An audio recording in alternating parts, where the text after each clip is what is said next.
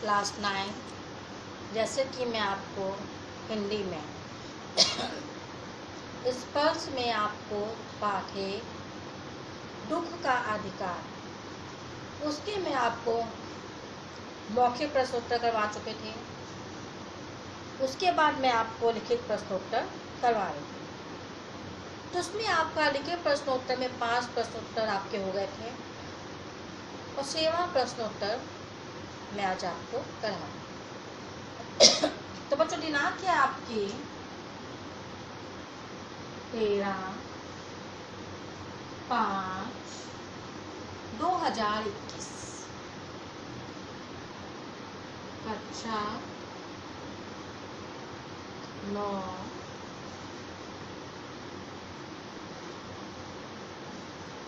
विषय हिंदी। आपकी बुक का नाम है स्पर्श का पाठे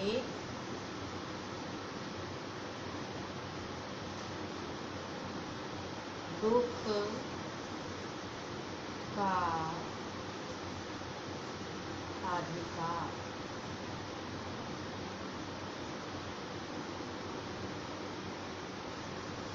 लिखित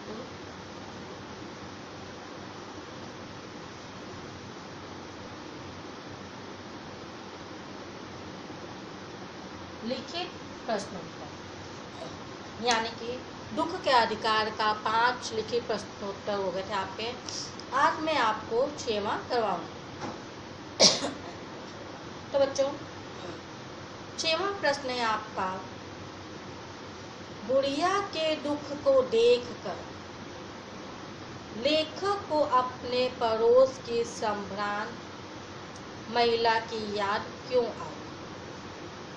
उत्तर है इसका, बुढ़िया के दुख को देखकर लेखक को अपने पड़ोस की संभ्रांत महिला की याद इसलिए आई कि उस संभ्रांत महिला के पुत्र की मृत्यु पिछले साल हुई थी। पुत्र के शोक में वह महिला यानी कि वह महिला 2.5 महीने बिस्तर से उठ नहीं पाई। शहर भर के लोगों में उस महिला के शोक मनाने की चर्चा थी और यहाँ बाजार में भी सभी उसी तरह बुढ़िया के बारे में चर्चा कर रहे। ये था प्रश्न 6, उसका उत्तर। बच्चों इसमें कहने का अभिप्राय ये है कि उस बुढ़िया को दुख को देखकर लेखक को उसे अपने पड़ोस के सम्राट यानी एक बहुत ही सुखी संपन्न अमीर महिला की याद क्यों आई?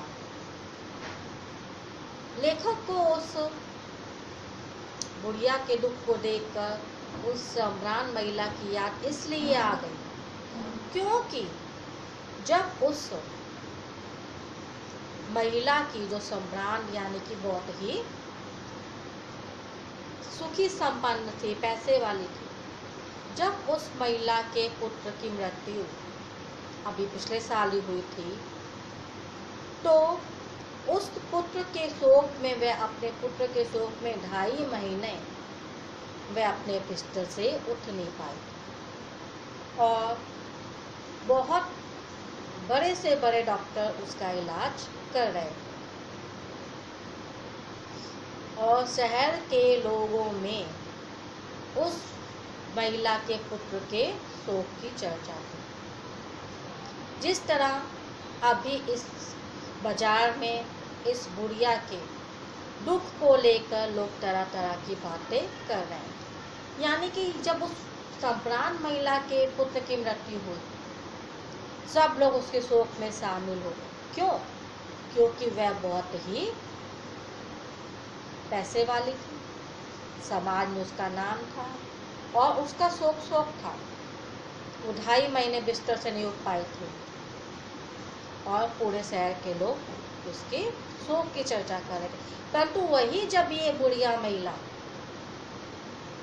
अपने इकलौते पुत्र के मरने पर बाजार में खरबूजे बेचने के लिए आ गई। लोग उसे तरह तरह की बातें कर रहे हैं। क्यों? क्योंकि वह गरीब थी, इसीलिए। तो बच्चों ये था इसका प्रश्न 6। उसके बाद ये आपके लिखित प्रश्नोत्तर में भी और भी प्रश्न है कि निम्नलिखित प्रश्नों के उत्तर 50-60 शब्दों में दीजिए। यानी कि जो आपके प्रश्नोत्तर है उनके आपको जो उत्तर है वो 50 या 60 शब्दों में आपको उत्तर देने हैं। तो इसका पहला प्रश्न है, बाजार के लोग खरबूजे बेचने वाली स्त्री के बारे में क्या क्या कह रहे थे, अपने शब्दों में लिखिए। तो उत्तर है इसका, बाजार के लोग खरबूजे बेचने वाली स्त्री के बारे में तरह तरह की बातें कर रहे थे कि बेटे की मृत्यु के तुरंत बाद बुढ़िया को बाहर निकलना नहीं चाहिए था। कोई कह रहा था कि सूतक स्त्री में वह दूसरे का धर्म भ्रष्ट कर सकती थी। किसी ने कहा कि ऐसे लोगों के लिए रिश्ते नातों की कोई अहमियत नहीं होती, वह तो केवल रोटी को अहमियत देते हैं। अधिकांश लोग उस स्त्री को नफरत की नज़र से देख रहे थे। कोई भी उसकी दुविधा को नहीं समझ रहा था। यह था आपका उत्तर 1। यानी कि जब वो बुढ़िया बाजार में खरबूजे बेचने के लिए आई तो बाजार में जो स्थित लोग थे वो तरह तरह की बातें कर रहे थे।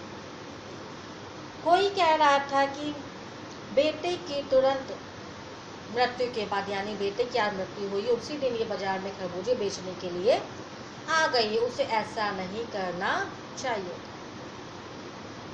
और कुछ लोग कह रहे थे कि ये बाजार में आकर जो खरबूजे बेचने लगी है ये दूसरे व्यक्ति के धर्म को भ्रष्ट कर सकती है। क्योंकि कहते हैं कि जब किसी के घर में कोई व्यक्ति मर जाता है तो 13 दिन तक वहाँ सूतक मनाया जाता है।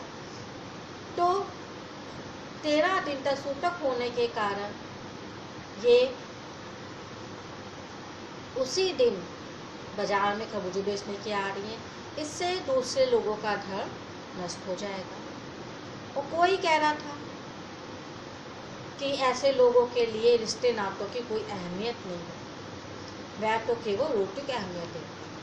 यानी कि आज इसके बेटे की मृत्यु हुई है और आज ये बाजार में खरबूजे बेचने आ रही, यानी इसके अपने पुत्र की मृत्यु होने के बावजूद भी इससे अपने रिश्ते नातों की कोई अहमियत नहीं है। और वहाँ पर स्थित लोग ऐसे थे जो उसे नफरत की नज़र से देख रहे थे, लेकिन कोई भी उस बुढ़िया के दुख को, दुविधा को नहीं समझ पा रहा था कि जिस बुढ़िया की इकलौती संतान की मृत्यु हो गई उसी दिन वह खरबूजे बेचने के लिए बाजार में आ गई है। इससे बड़े दुख की बात उसके लिए क्या होगी।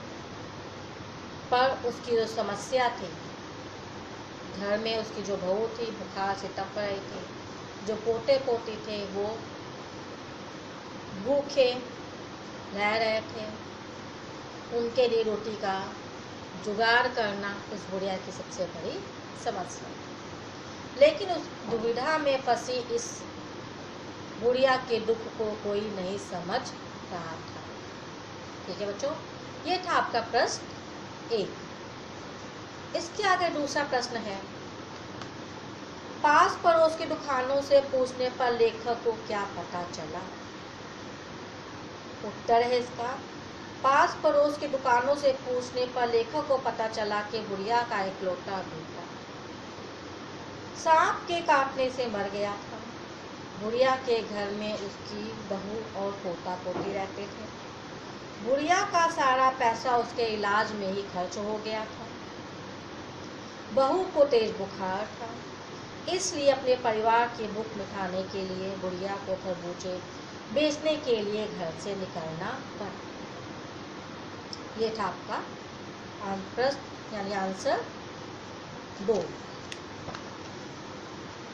तो बच्चों इसमें बताया गया है कि पास पड़ोस की दुकानों को पूछने पर लेखक को यह पता चलता है कि उस बुढ़िया का इकलौता बेटा जो कि सांप के कटने से या सांप के काटने से जिसकी मृत्यु हो गई, और घर में उसकी बहू थी जो बुखार से टप रही थी, वो पोता पोती थी। यानी कि उसके घर में खाने के लिए कुछ भी नहीं था, और जो कुछ भी था वह उसके इलाज में खर्च कर चुकी थी, और उसकी मृत्यु होने के बाद उसके अंतिम संस्कार में भी उसका सब कुछ खर्च हो गया था। अब उसके लिए खाने की सबसे बड़ी समस्या थी, इसीलिए वो बाजार में खरबूजा बेचने के लिए निकली थी। ये लेखक को वहाँ के आस पड़ोस की दुकानों से ये बात पता चली। बच्चों, ये थे प्रश्न उत्तर। आपको जो आपने प्रश्न उत्तर जो लिखे हैं उसमें उसके आगे आपको इनको लिखना है। इनकी पिक मैं आपको भेज दूंगी वीडियो के साथ ही, तो आप इसको अपनी फेयर कॉपी में कर लीजिएगा, साथ ही क्लासरूम में सेंड कर दीजिएगा, ताकि मैं आपका वर्क चेक कर सकूँ और आपको नंबर भी दे सकूँ। बच्चों, अभी बहुत से बच्चों का वर्क सेंड नहीं हो रहा है, इसलिए बच्चों सभी को वर्क सेंड करना अनिवार्य है। अगर कोई समस्या हो तो आप मुझसे पूछ सकते हैं। नमस्कार।